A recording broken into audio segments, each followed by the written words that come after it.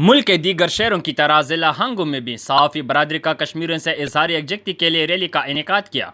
Rally में deputy commissioner Mohammad Fahim Abdullah, DPO Ehsan Khan समेत सियासी और समाजी और कुरबारी शख्सियात की भरपूर शिरकत। रैली में जिला भर से सहाफ़ियों ने भरपूर शिरकत की। रैली के शरीका पाकिस्तान के और कश्मीर के झंडे उठाए हुए रैली की शक्ल में मेन चौक से रेलवे चौक तक पहुंचे। कश्मीरियों के हकराई दही को कोई नहीं छीन सकता। सीनियर सहाफ़ी इसरार अहमद और तारिक महमूद मोल और दीगर का खिताब। पाकिस्तान उसकी हर जहाज पर अखलाकी, सफाई, समाजी हमायत जारी रखेगा।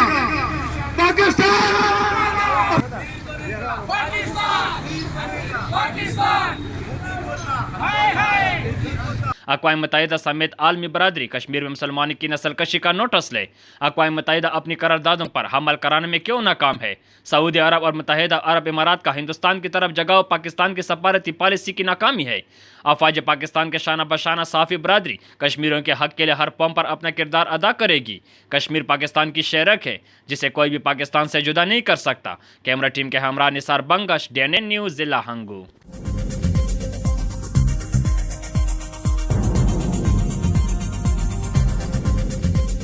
न्यूज़ से अपडेट रहने के लिए हमारे चैनल को सब्सक्राइब करें और बेल आइकन पर क्लिक करें।